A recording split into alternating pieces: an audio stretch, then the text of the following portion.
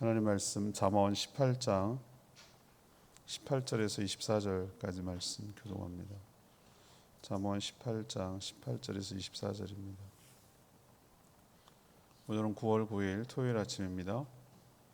9월 9일자 본문 잠언 18장 18절에서 24절까지 말씀 교독합니다. 931쪽입니다. 제비 뽑는 것은 다툼을 그치게 하여 강한 자 사이에 해결하게 하느니라. 노엽게 한 형제와 화목하기가 견고한 성을 취하기보다 어려운즉 이러한 다툼은 산성 문빗장 같으리라. 사람은 입에서 나오는 열매로 말미암아 배부르게 되나니 곧 그의 입술에서 나는 것으로 말미암아 만족하게 되느니라. 죽고 사는 것이 혀의 힘에 달렸나니 혀를 쓰기 좋아하는 자는 혀의 열매를 먹으리라. 아내를 얻는 자는 복을 얻고 여호와께 은총을 받는 자니라. 가난한 자는 간절한 말로 구하여도 부자는 엄한 말로 대답하느니라. 많은 친구를 얻는 자는 해를 당하게 되거니와 어떤 친구는 형제보다 친밀하니라. 이미 화가 난 형제와 화목하려면 견고한 성을 점령하는 것보다 어려우니 애초에 처음부터 다툼을 만들지 말라고 말합니다. 특별히 죽고 사는 것이 말에 달렸다고 말하면서 모든 사람은 자신이 한 말의 결과대로 살아간다고 말합니다. 그러니 매사에 말하는 것을 조심하라고 하는 것이죠. 또 돕는 배우자가 있는 자는 하나님께 은총을 받은 자라고 말합니다. 또한 형제보다 친밀한 친구가 있는 자도 복 있는 자라고 이야기하고 있습니다.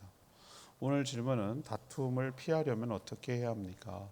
다툼을 피하려면 어떻게 해야 합니까? 이것이 오늘 질문입니다. 먼저 18, 19절 말씀, 상대가 노하기 전에 화목해야 합니다. 이미 화가 치밀어 오른 형제와 화목하기가 견고한 성을 취하는 것보다 어렵습니다.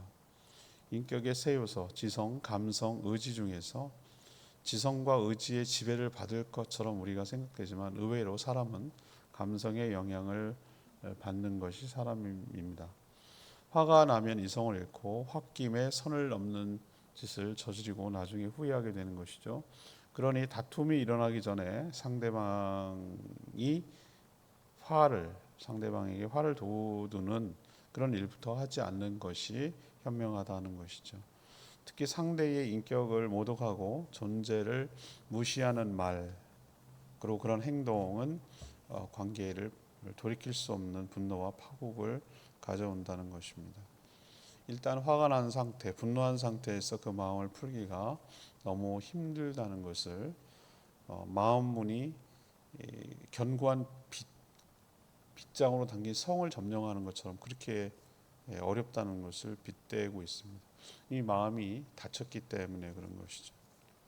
감정을 자극하지 않는 선에서 충분히 설득하고 또 설명할 필요가 있는 것이죠.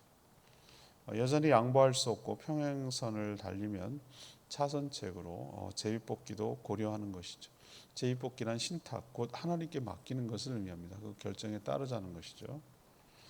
특히 이것은 분리할 때 해결하는 방법일 수도 있겠다라는 생각이 듭니다.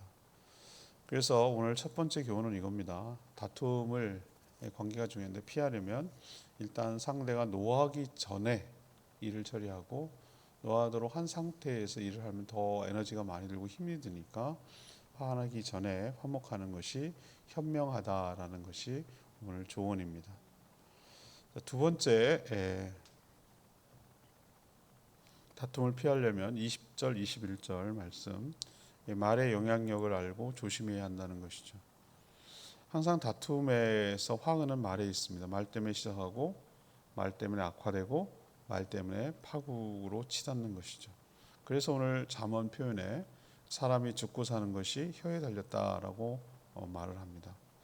말 한마디에 천냥빚을 갚는 정도가 아니라 오늘 성경의 표현, 우리 속담은 말 한마디에 천냥빚을 갚는다 이 정도인데 이건 돈의 문제가 아니라 생과 사, 곧 삶과 죽음까지도 연결된다라고 오늘 성경에는 표현하고 있습니다.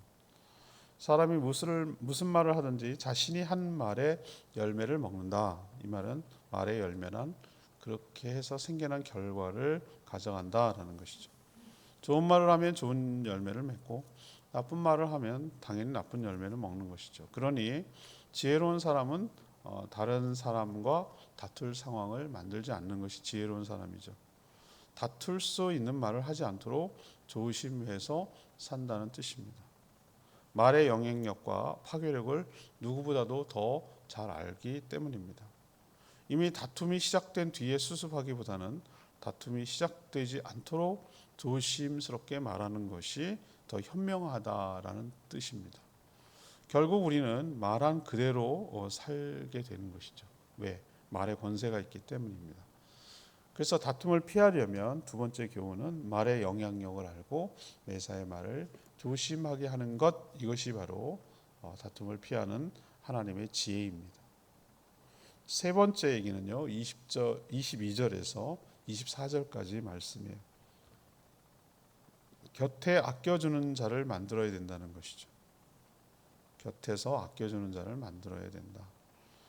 사람과의 다툼이 생기지 않도록 또 옆에서 돕고 조언해주는 사람이 있어야 합니다.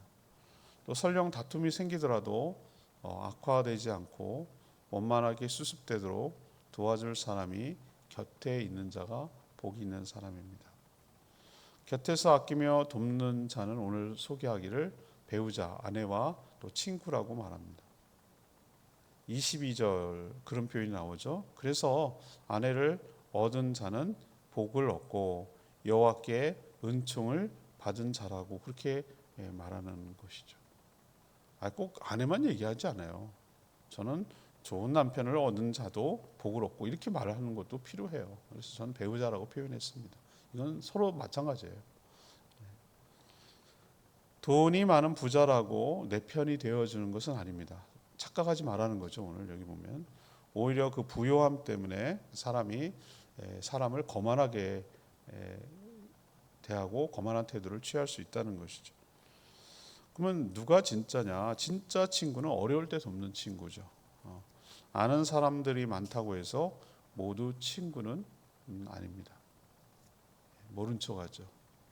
오히려 이용해 먹고 해를 끼칠 수 있는 것이죠. 진정한 친구는 별 도움이 되지 않는 형제보다 더 친밀할 수가 있습니다. 다툼이 일어나지 말아야 합니다. 다툼이 일어나기 전에 조언하며 돕는 자가 옆에 곁에 있을 때 그 사람은 다툼을 피할 수가 있는 것이죠. 혹시 또 다툼이 생기더라도 곧 해결되도록 조언하며 돕는 자가 있는 자가 다툼을 피할 수 있는 그런 자라고 할 수가 있는 것이죠. 오늘 에마의 말씀은 21절 말씀입니다. 죽고 사는 것이 혀의 힘에 달렸나니 혀를 쓰기 좋아하는 자는 혀의 열매를 먹으리라. 잠언은 유독 말에 대해서 많은 언급을 합니다. 그만큼 말이 주는 영향력과 파괴력이 크기 때문이죠. 화가 나게 만들어 다툼이 일어나는 정도가 아니라 사람이 죽고 사는 것이 혀의 힘에 달렸다라고까지 그 영향력에 대해서 오늘 말하고 있습니다. 죽고 사는 것이죠. 말하기 좋아하는 자는 그 말 때문에 결과를 얻게 됩니다. 좋은 말은 좋은 열매를, 나쁜 말은 나쁜 열매로 되돌려주는 것이죠. 그러니 매사 말을 조심할 것.